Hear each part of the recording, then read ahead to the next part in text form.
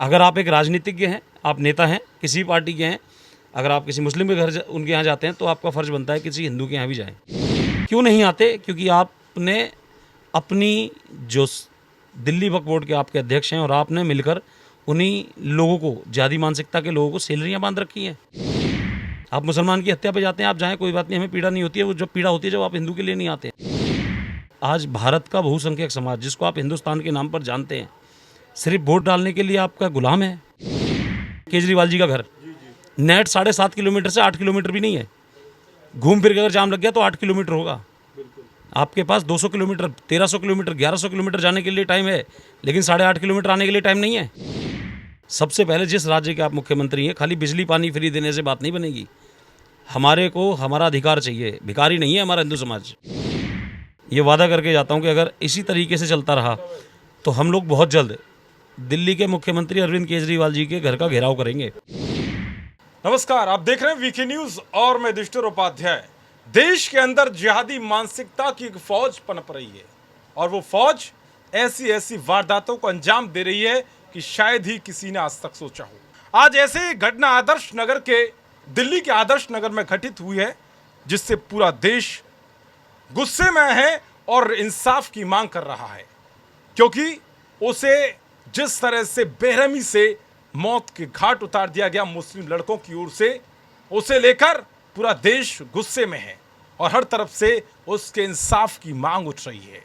हम राहुल राजपूत के घर पर मौजूद हैं, उनके पिताजी से बात की और यहाँ जो लोग हर जगह से आ रहे हैं, चाहे मीडिया हो या फिर सामाजिक कार्यकर्ता हो, वो सब उनके दुख दर्द में शामिल होने आ रहे हैं, क्योंकि वो इकलौता ही बेटा था जिससे काफ़ी उम्मीदें थी परिवार वालों को, एक पिता को, एक माता को और एक बहन को काफ़ी उम्मीदें थी उससे।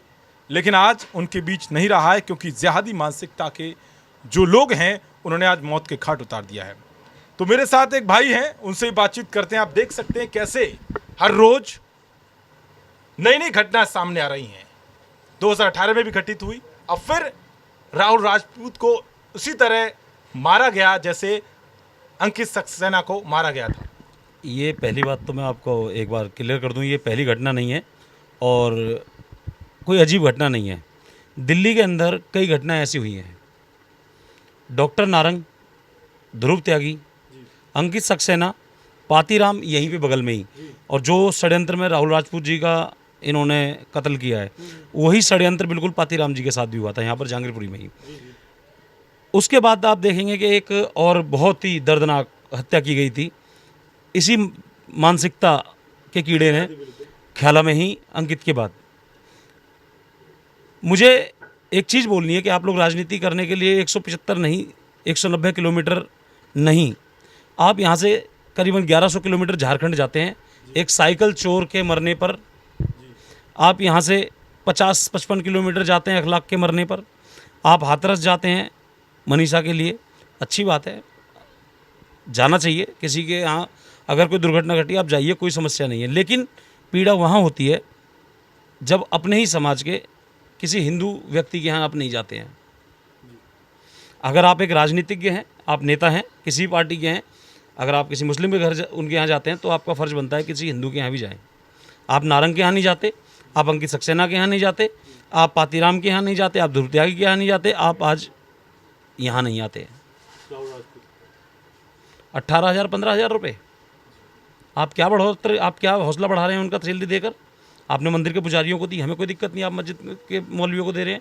हमें पीड़ा जब होती है जब मंदिर के पुजारियों को नहीं मिलती है। आप मुसलमान की हत्या पे जाते हैं, आप जाएँ, कोई बात नहीं, हमें पीड़ा नहीं होती है। वो जब पीड़ा होती है जब आप हिंदू के लिए नहीं आते हैं।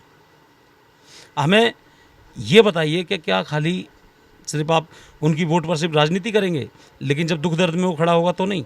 आप जिस राज्य के मुख्यमंत्री नहीं हैं, झारखंड तक आप घूम के आ जाते हैं, उत्तर प्रदेश तक घूम के आ जाते हैं, आप राजस्थान भी घूम जाते हैं, लेकिन आप पे अपनी दिल्ली के यहाँ से 7.5 किलोमीटर है सच्चे वाले।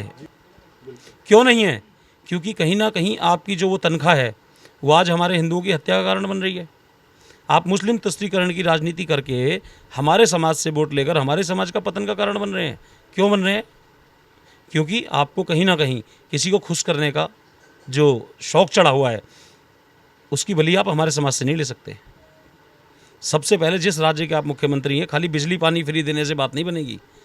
हमारे को हमारा अधिकार चाहिए। भिखारी नहीं है हमारा हिंदू समाज, हमारा समाज अधिकारी है इस देश का। इस देश में हम लोगों ने अपनी मर्जी से अपने जीवन के बलिदान दिए हैं। देश ऐसे ही हिंदुस्तान नहीं पड़ा, ये हिंदुओं का देश है। यहाँ पर अगर हमने किसी को यहाँ मेहमान के तौर पे रखा हुआ है तो इसका मतलब मेहमान हमारे घर पे हमला करके हमारे ही बच्चों की हत्या नहीं करेगा। किसी भी पार्टी हो, चाहे भारतीय जनता पार्टी हो, चाहे कोई सी भी पार्टी हो, मैं एक ही बात बोलूँगा, यहाँ पर आप राजनीति करने के लिए किसी की हत्या पे ऐसे ना करें कि आप सीधा आते हैं, जहाँ हाईलाइट हो गया वहाँ पर जाके आप अपनी राजनीति चमका के आते हैं। आप सारे समाज की आवाज़ उठाइए, क्योंकि हर व्यक्ति आपको वोट देता है। ना तो वो जाति देखकर आपकी वोट देता है। अगर आपको जाति देखकर वोट दिया होता तो दिल्ली के अंदर से बनियों ने वोट दिया होता, और हम क्या बेवकूफ़ लोग हैं? तो मेरा कहने का मतलब यह है, जिस तरीके से समाज आप लोगों को वोट इसलिए देता है, सब अपनी शक्ति मिलाकर, कि कहीं ना कहीं जब हम दबेंगे, कुछ लेंगे या हमारे साथ कोई अत्याचार होगा तो आप हमारे साथ भी खड़े होंगे। वहाँ पर आप जब खड़े नहीं होते, जब पीड़ा होती है हमारे को। तो आप अब ये पूरा घटनाक्रम आपने सुना होगा, समझे होगी चीज़ें, तो आप किस तरह से न्याय की अपील किस तरह से कर रहे हैं? देखिए, न्याय की अपील के लिए तो हमें सबसे पहले जो एफआईआर हमें बताया गया, एफआईआर दर्ज हो गई है। परिवार बेशक बोल रहा है कि हमें मुआवजा नहीं चाहिए, लेकिन मैं एक चीज़ बोलूँगा, बात मुआवजे की नहीं है, बात है हमारे अधिकार की, बात है इंसाफ की। और इंसाफ के लिए मैं यहाँ पर आपके चैनल के माध्यम से ये वादा करके जाता हूँ कि अगर इसी तरीके से चलता रहा तो हम लोग बहुत जल्द दिल्ली के मुख्यमंत्री अरविंद केजरीवाल जी के घर का घेराव करेंगे। हमारा संगठन सुदर्शन वाहिनी और भी अन्य संस्थाएं, जितनी भी हिंदूवादी संस्थाएं हैं, वो मिलकर अरविंद केजरीवाल जी के घर का घेराव सिर्फ इसलिए करेगी कि आप हर बार मुस्लिम तुष्टीकरण की राजनीति करके इस भारत के बहुसंख्यक समाज हिंदुओं का दमन नहीं कर सकते। आप उनकी लाश पर, उनके बलात्कार पर राजनीति की रोटी नहीं सेक सकते। आप इस देश को जातिवाद और राजनीति के लालच में जला नहीं सकते हैं। उस आग में आपको जलने नहीं दिया जाएगा इस देश को।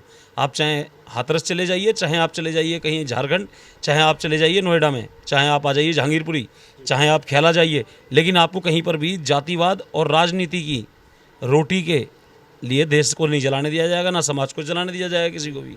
आज ये सारा समाज हमारा अपना समाज है। हर हिंदू के लिए हम खड़े हुए हैं, जितनी हमारी क्षमता है। हम ये नहीं बोलते हम न्याय कराएंगे या कुछ करेंगे, लेकिन एक रोड पर चलकर उस आवाज़ को बुलंद तो कर सकते हैं। हम अगर चिल्ला सकते हैं तो हम कम से कम चिल्लाएं तो सही, हम बोल सकते हैं तो बोलें तो सही, हम लिख सकते हैं तो लिखें तो सही। हम अपने फ़र्ज को, जितना हमारी क्षमता है, अगर हम उतना नहीं करते ना, तो मैं आपके माध्यम से एक बहुत बढ़िया सारे समाज को आपके चैनल के माध्यम से एक बात बताना चाहूँगा। एक कविता है उन लोगों के लिए जो मैंने यहाँ पे सुना, भी बाबूजी बता रहे थे, जो राहुल के पिताजी हैं, कि यहाँ पर लोगों ने उनके कैमरे की फुटेज तक नहीं दी उस बच्चे की। तो मैं उन लोगों के लिए एक बोलना चाहता हूँ, जलते घर को देखने वाले, फूस का छप्पर आगे आपका है, उसके पीछे तेज हवा है, आगे मुकद्दर आपका है, उसके कत्ल पर मैं चुप था, मेरा नंबर अब आया, मेरे कत्ल पर तुम चुप हो, अगला नंबर आपका है। तो मेरा कहने मतलब है, अपना फ़र्ज़ निभाइए, लिखिए, बोलिए, लेकिन जहाँ पे आपका फ़र्ज़ बनता है, जहाँ आपकी भूमिका बनती है, अगर आप वहाँ पर नहीं बोल रहे हैं ना, तो अगला नंबर आपका ही है। बड़ा दुख होता है इस बात को लेकर। जिस देश की एक बेटी निर्भया की हत्या के लिए, बलात्कार के लिए पूरे देश में प्रदर्शन हुए थे, उसी में से एक विक्टिम था मोहम्मद अफरोज। उसको अरविंद केजरीवाल जी ने 10,000 पर सिलाई मशीन देकर छोड़ दिया। आप क्या मैसेज देना चाहते हैं समाज में? क्या आप नाबालिग होकर किसी की हत्या भी कर सकते हैं? आज भी वही हुआ है, आज भी वही हुआ है। 3 विक्टिम 5 में से नाबालिग हैं। आप नाबालिग ना देखकर जो जिस तरीके से घृणम जो कृत्य किए जाते हैं ना, उनको देखकर सजा दी जाए। आप नाबालिग के तौर पे आप उस देश में महिलाओं की इज्जत की बात करते हैं, जिस देश में नाबालिग की हत्या करने पर उसे माफ़ी मिल जाती है और नाबालिग के शादी करने पर उसको सज़ा मिल जाती हो, आप उसकी बात कर रहे हैं कि नाबालिग बलात्कार करे तो उसे सिलाई मशीन दी जाएगी और 10,000 रुपये दिए जाएंगे, और वही नाबालिग अगर शादी कर ले तो उसे सज़ा दी जाएगी। आप इस संविधान को, इसमें संशोधन करने का सभी राज्य की सरकारों को इसमें अपील करनी चाहिए। ऐसे काम चलेगा नहीं। एक ही व्यक्ति के लिए 2 कानून नहीं चल सकते। या तो आप बलात्कार में फांसी की सज़ा करें, चाहे कोई भी हो, एक सीमित समय जो आदमी के अंदर होता है, 12 साल तक रखिए बस नाबालिग। जघन्य अपराधों में सिर्फ और सिर्फ फांसी होनी चाहिए 12 साल से ऊपर, चाहे वो हिंदू समाज का बच्चा हो, चाहे मुस्लिम समाज का हो, चाहे ईसाई का हो, चाहे किसी का भी बच्चा हो। अपराध होता है। अगर संविधान को आप बोलते हैं कि सबके बराबर है, तो पहले एक नज़र से देखना चालू कीजिए। दो नज़रों से काम नहीं चलेगा कि आप इस देश के अंदर नाबालिग बच्चा शादी कर ले तो उसे सजा देंगे, और वही बच्चा हत्या बलात्कार कर दे तो उसे आप माफ़ कर देंगे। ये बिल्कुल नहीं चलना चाहिए, इसके अंदर सुधार होना चाहिए। इस तरह से राहुल राजपूत को जो है इन्होंने बेरहमी से पीट कर मारा है। बता रहे हैं, उनके पिताजी ने बताया कि वो उनका इतिहास भी पुराना रहा, भले ही उनको नाबालिग घोषित किया जा रहा हो और कोशिश 6-7 बच्चे तो कैसे मारेंगे, घेर के मारेंगे। ये मानसिकता है। इनकी पुस्तक पढ़िए, उसमें लिखा हुआ है कि काफिर को घेर के मारिए, और बिल्कुल अपने पुस्तक के हिसाब से ही उन्होंने ये काम किया है। समाज में जो भी ये कृत्रिम हो रहा है वो बहुत ही दुखद है। आज राहुल जी के यहाँ आने का मकसद ये था कि हम सबको आज एकत्रित होना होगा। अगर आज हिंदू एकत्रित नहीं होगा, अगर हम जातिवाद में रहेंगे, पंजाबी बढ़िया ये सब चीज़ें सोचते रहेंगे, तो उससे कुछ नहीं होगा। हम उसकी आवाज़ को बुलंद करने आए हैं।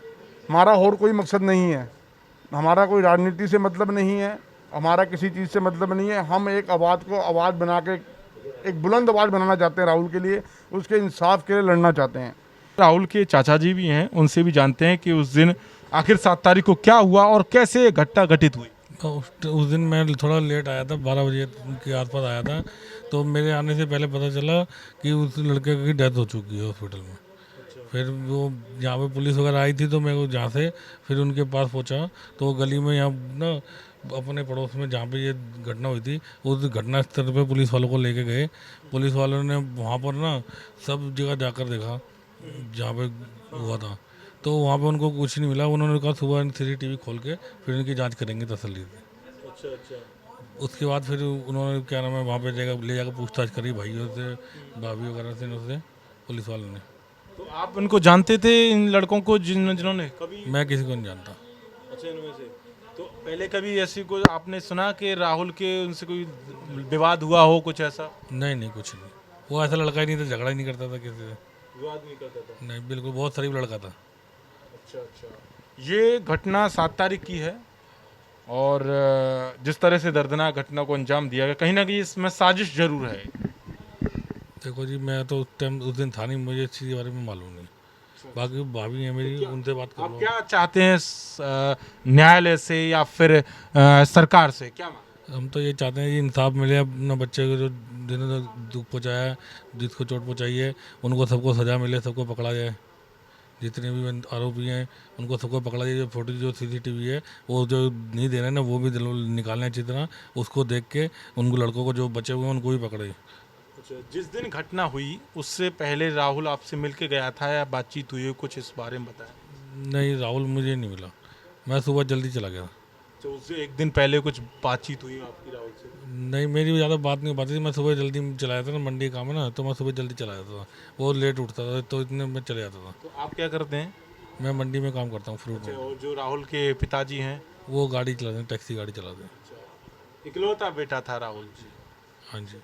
देख सकते हैं किस तरह से इस घटना ने पूरे देश को हिलाकर रख दिया। और आज उस परिवार से पूछिए जिसने अपना एक इकलौता बेटा खो दिया, या यूं कहें कि जिस तरह से इस घटना को घृणित तरीके से अंजाम दिया गया, आज उस को लेकर इंसाफ की मांग उठ रही है। और इस पूरे घटनाक्रम पर हर किसी की यही बात है कि वो उसे इंसाफ मिले, और इंसाफ मिलना भी चाहिए। कैमरामैन उमाकांत उपाध्याय के साथ युधिष्ठिर उपाध्याय, VK न्यूज़, दिल्ली।